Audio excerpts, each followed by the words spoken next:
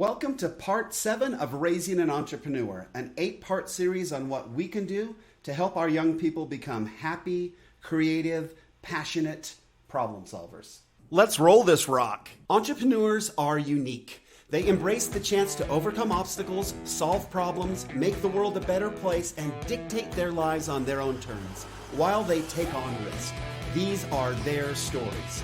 My name is Aaron Stewart, and I have been researching and living entrepreneurship for the past 30 years. And I now welcome you to the Little Black Couch, a journey in entrepreneurship. Hello, everyone. Welcome to part 7 of our 8-part series on raising an entrepreneur. I'm looking forward to this show very much. It has been a long time coming. There's been a lot of research up to this point and a lot of discussion, and I'm surprised at how long each one of these shows has gone. There's just so much to say about it, and it's such an important topic to help our young people become more than they are now, and hopefully prepare them for the rigors of entrepreneurship. So today's show, I'm calling Perception, Context. We're going to jump into that really quickly. The idea behind this show is that there's many things in life, and especially as entrepreneurs, when something happens, our initial reaction to that event can set us back a little bit if we're not careful. And so if we can learn to practice how to react to situations, then we are in a much better place to be effective and efficient entrepreneurs.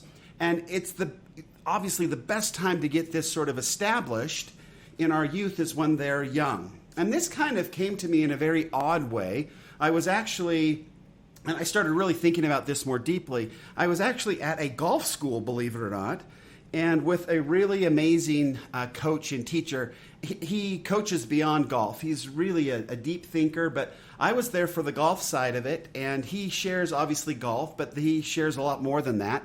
And I've continued to see him ever since, and he's continued to be a mentor and a golf coach, frankly, of mine. But we were talking about trying to control our emotions out on the golf course, and golf courses, golfing can be quite a frustrating sport because you're trying to do something in nanoseconds. You're trying to control a ball in nanoseconds in a very beautiful environment, but you're dealing with different aspects of nature and environment, and you're trying to control your emotions, and you're trying to be very precise because a club moving 110 miles an hour and trying to hit a little white ball in the middle of a club face is a difficult thing to do for us humans, and all of that good stuff. So we're talking about it. It's very easy for us to get upset, and there's so much going on that there's a lot of potential for something to go wrong.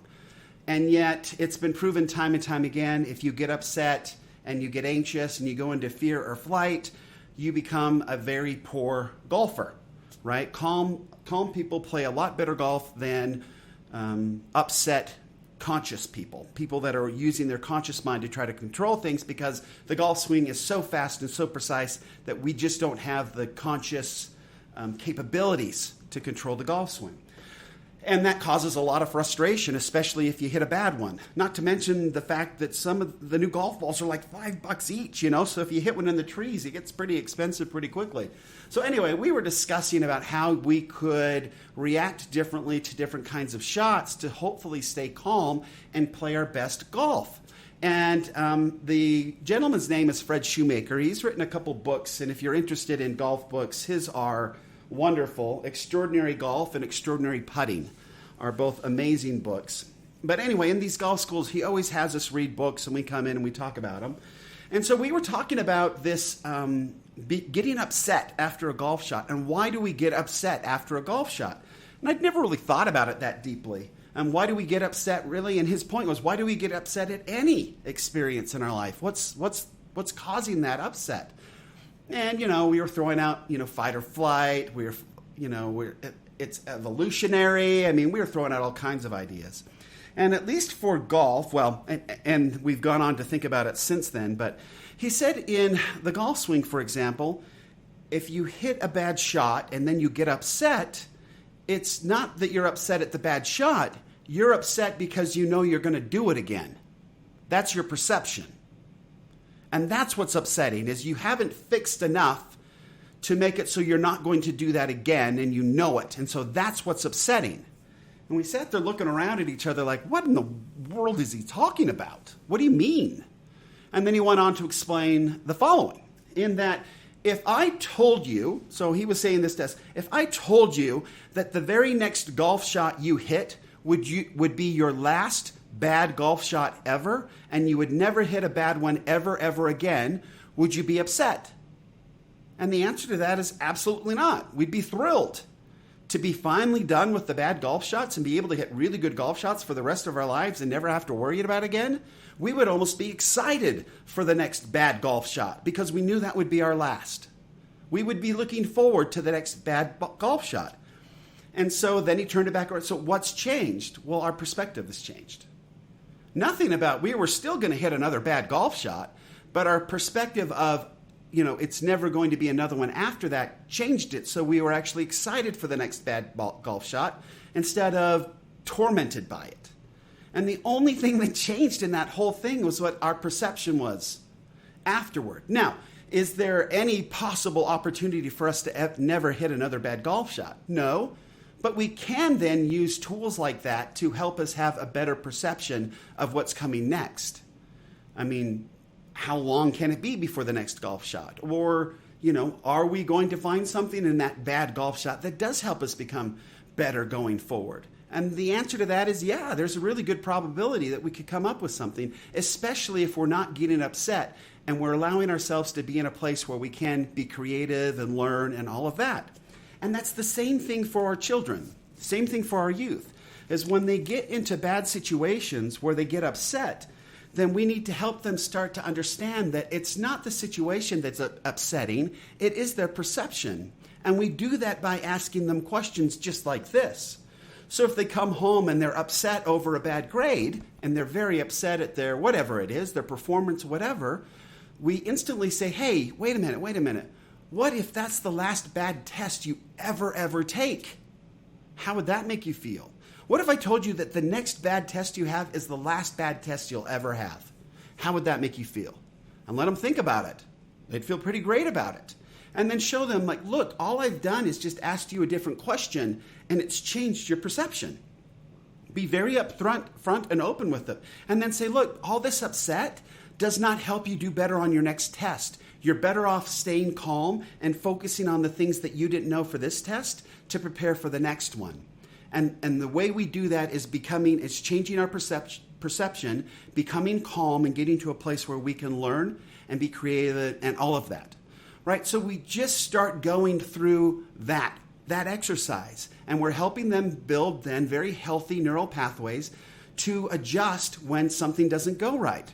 So they can then start asking themselves internal questions. Okay, what if that's the very last time somebody says, calls me a bad name? What if that's the very last time I lose my shoe?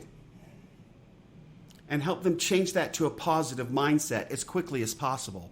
That is such a valuable tool as an entrepreneur. As you come in and things start to go wrong, or let's say you have a bad day and the creativity just isn't flowing, you've got writer's block, or you forgot to do something, and say to yourself, okay, but what if I learned enough today that I never do that again?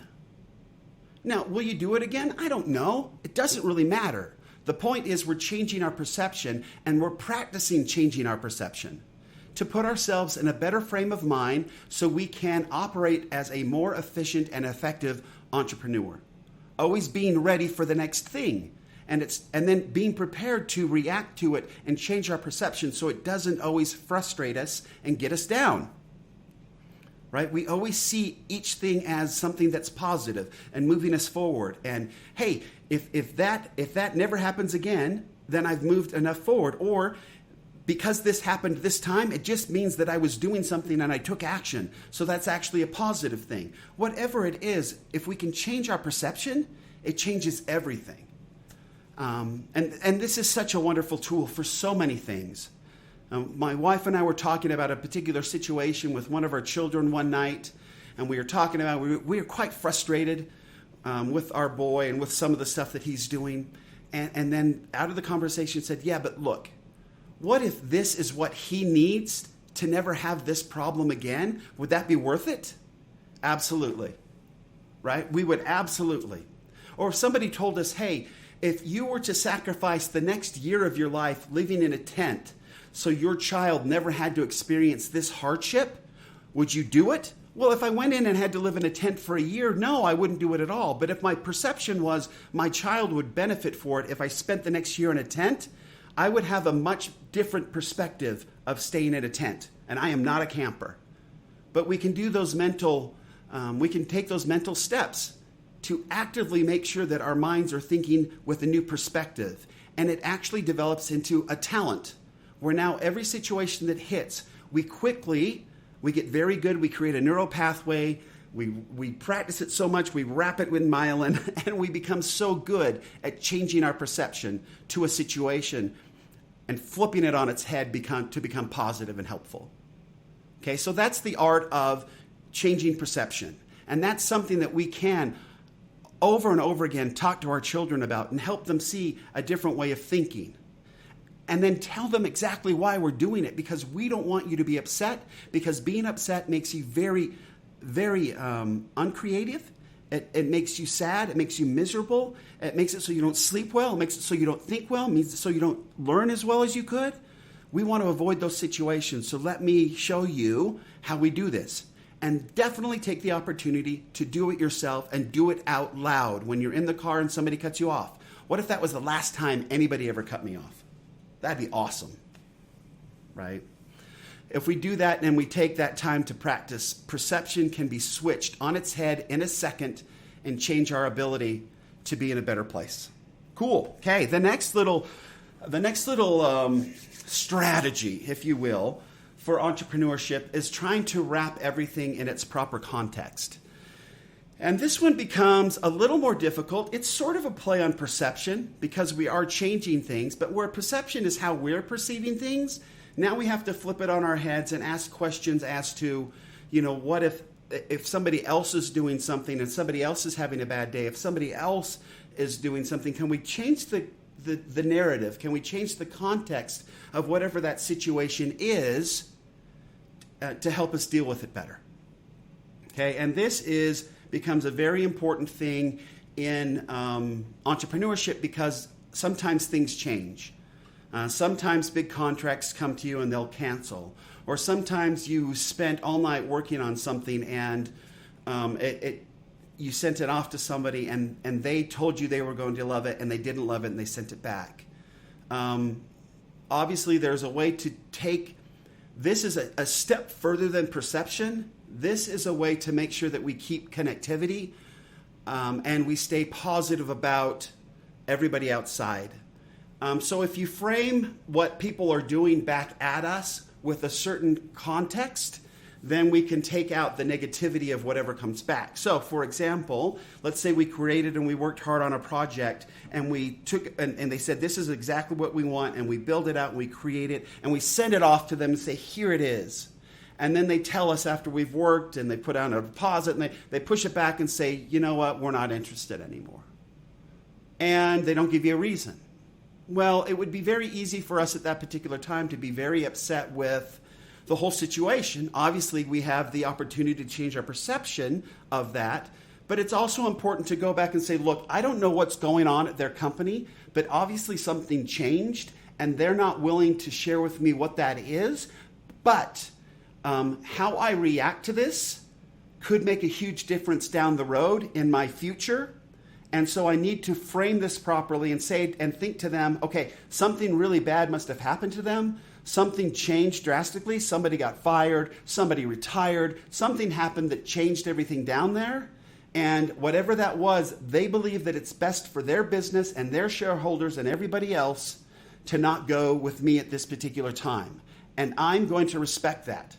Because if something happened to me along the similar lines and I couldn't go with them anymore and had to tell them no, I would feel bad about it, but it's business, right? And try to reframe that and change the context and send something back to them that says, hey, I'm so disappointed.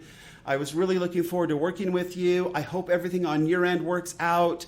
We do this kind of stuff all the time. We'd love to work with you in the future. Please think of us the next time. This will be waiting for you. Let me know. Thanks for everything. and be very positive and change the context so you can be positive and authentic, not sarcastic, none of that, but send that back to them and let them know, hey, you know what? I care about you guys. I want you guys to want what I've got for you. And if you don't want it, I don't want you to have it. And put the context like that so they can feel how genuine we are as entrepreneurs. That is a huge thing.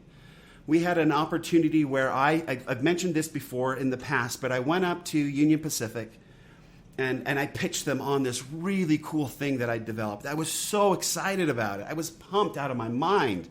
And I had all these devices and things, and I was about 10 years before really smartphones or anything, and I had a Palm Pilot, and I had a GPS unit, and I had software installed on the Palm Pilot so they could record their statements. I had everything, and I had a camera attachment. I had all this really cool stuff. And so I went through my presentation, and I showed them, and everything was great, and whatever, and ta-da, the presentation went flawlessly. I was so pumped, and I thought that they would just fall all over themselves, and they sat there just staring at me like I'd grown a dozen heads. Like, it was completely dumbfounding to them what I just approached to them. And I'd taken probably a too far of a technological jump for this particular group. And so I went back to my office, and they're kind of like, yeah, we'll get back to you. As I drove back down to my office, I thought to myself, my word, how could they not see, how could they not see how awesome that was? How could they not understand the opportunity? How could they not see how much more effective and efficient they're going to be from this point forward? How can they not be falling all over themselves and praising my brilliance for pulling this together, How is this possible? And so I drove back. Fortunately, it's about a 40-minute to hour drive. And I got to think. And slowly, by the time I got to my office, I kind of calmed down. I thought, you know what? Maybe I overdid it. Maybe it wasn't exactly what they were looking for. Maybe it was what I thought was awesome for them, but it didn't really address their problems. So I shot out a quick email to the guy that I've been in contact with and said, hey, thank you so much for letting me come up and present all my newest, latest, and greatest ideas. I really appreciate it. I know it was so on the cutting edge and it was so out there, but it was so exciting. If there's any part of that, or if there's anything I can do for you guys going forward, please let me know. Well, a week later, I got a call back, and they said, hey, you know what? Do you have any sort of way to help us go from analog to digital? Well, yeah, we had been doing that for a while. And I said, yeah, absolutely. And they said, do you have something that's a little more, simple or whatever? Yeah, absolutely. And so right after that, we set them up on a brand new account and got them up and going, and they became a really good client. And this was back in 2000. They're still a really good client here in 2019, some 19 years later. And it was just because I had the time to reframe it and get back to the office and realize that maybe their situation wasn't what I thought it was, and reframe it, give them a break, and extend out sort of a hand like, hey, anything I can do, I'm willing to help you with. And a week later, we had a really good contract. It wasn't what I thought we were going to get, but because I changed the context of the situation and really cared about them and making sure they got what they wanted, it worked out really great for us. So if we can help our kids instantly create different contexts around things that other people are doing, then it will help them immensely, especially keep connection with the outside world. And we need that connection in place because we need them to be problem solvers. And as soon as we start feeling isolated and pulling away from everybody out there and have this desire to be part of the community and see the community's issues and want to solve those problems, then we really get in the way of being an entrepreneur. So helping them see and these contexts keeps them more connected, keeps them more invested, keeps them with a positive view, always looking to look for the right, I guess you could call it optimism in the relationship. And more often than not, it works out much better that way. So a change in perception really about us and what's around us and our immediate reaction, and a change of context, which is really changing what's happening outside of us to hopefully better understand what's going on for them, and then maybe adjusting our tactics and techniques to fit their context a little bit better and make those match up a little bit better. So cool. And the last part is mental gymnastics or communication. We'll call it communication as well. And there's a lot of funny research and stuff out there about communication. And I'm not somebody who studies a lot about communication.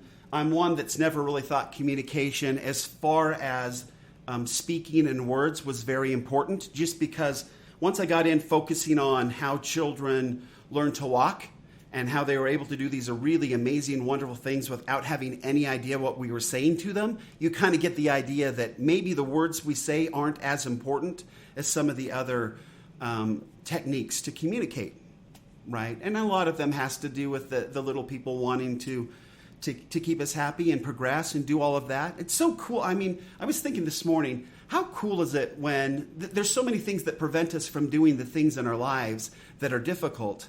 But when you think of a little child learning to walk, they don't have that history. They don't have this. They don't have the old tapes running that, hey, you could break a hip if you keep falling down. So-and-so fell down the stairs and, never walked again. They don't have any of these sort of bad memories and bad situations that they can frame what they're working on. And so they go fearlessly into learning how to walk. And how many of us, once we start getting the memories and we start seeing situations go on, develop this fear and then forget to kind of go at life fearlessly as we did when we were learning to walk and to talk and do all those cool things. Because we just didn't have any of that the history holding us back, which is an interesting conversation that's snuck into this topic. But anyway, I think that's cool. I think that's cool that then we don't have any memory. We tend to do a better job of being, at least trying new things. Obviously, memory is very helpful. Once you stick your finger in a socket, right, you never want to do it again. And that memory is a very powerful and helpful memory going forward. So, all right, back to communication really quickly. So there's been a lot of research. There was somebody, a very famous researcher whose name was Albert Mehrabian. He was at UCLA, and that's Mehrabian. He was at UCLA back in the 70s, the early 70s, and he studied communication. And he's the one that came out with this idea that most of the communication is nonverbal between humans. And I think that he said that 7 or 8% of it was verbal, and then something like 40%, 38, 40%, somewhere in there, was more of the tone and the sounds that you make. And then the remaining 55, 60%, something like that, was literally body, our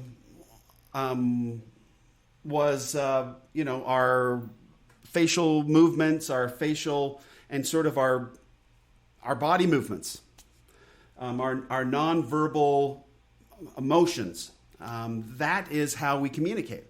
So we as human beings have the ability then to communicate from long distances. We have the ability to communicate in a lot of different matters than just by words. And I think that we learned that in our children.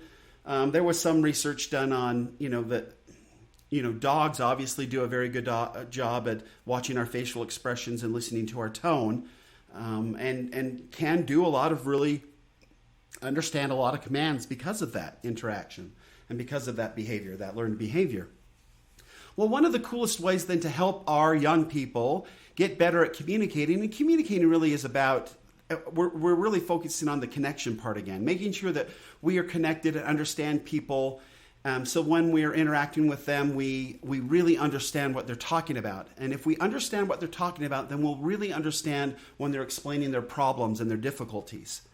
And we really have to understand the problem fully in order for us to really provide a solution that works. So part of this communication is this. Obviously, the words we use, and we go to school and we study and we practice our English and we do all that.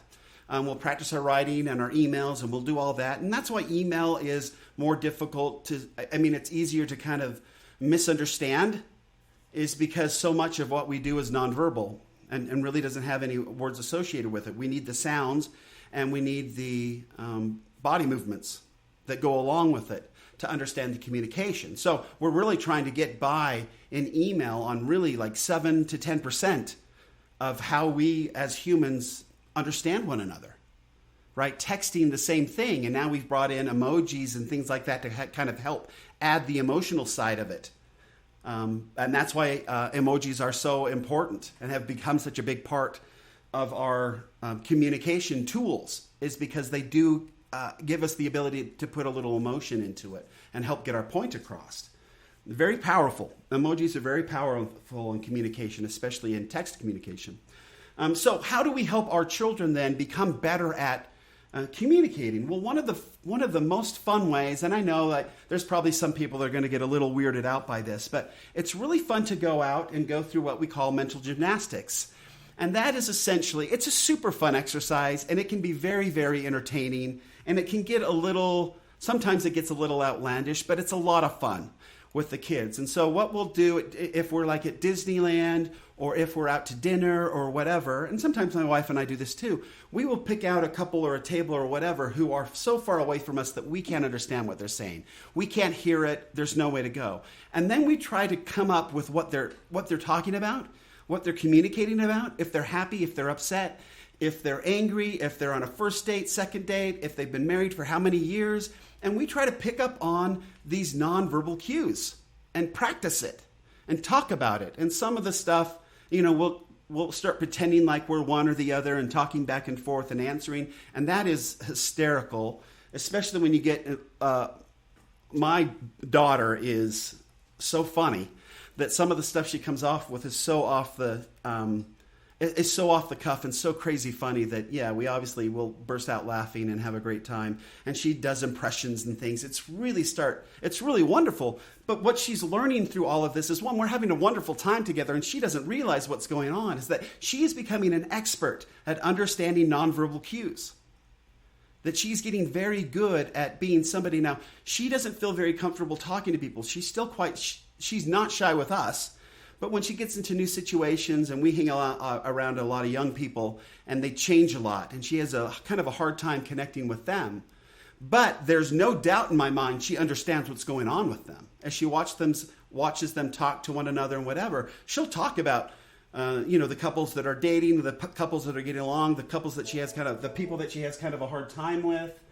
All of that will come out, and because she's gotten so very good at reading these nonverbal cues. And so that's something that we can do all together as a family to practice that. And it's good practice for us as well, because so little of how we communicate is in the words we say.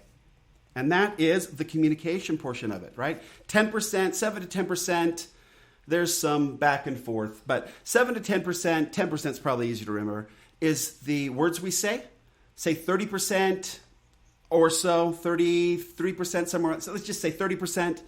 Are the sounds we make and the noises we make and how we say them, our tone, our all of that matters, right? Our accent, all of that matters.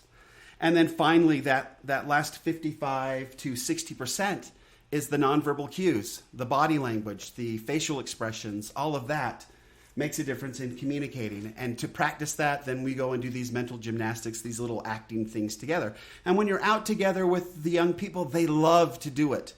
They'll be a little weird when you start, but if you get into it and do that with them, you can have so much fun with it. It's probably one of the most fun things.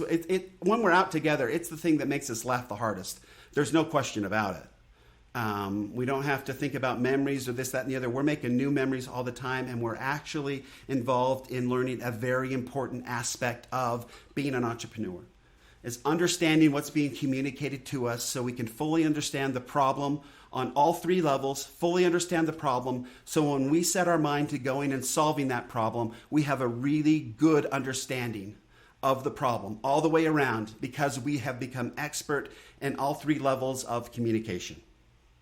So thank you very much for joining me again today on this part 7 of Raising an Entrepreneur, how we can create happy, passionate, problem-solving children and help them to get up and get going. So until next show, our 8th and final show in this series, do good and be well. Thanks. Thank you for joining me today. I really appreciate it. If there's anything you heard today that you enjoyed, please follow us on Facebook, Instagram, YouTube, or subscribe to this podcast so you can be alerted when the next episode is available. Until then, here's to all the entrepreneurs out there. Let's go get it done.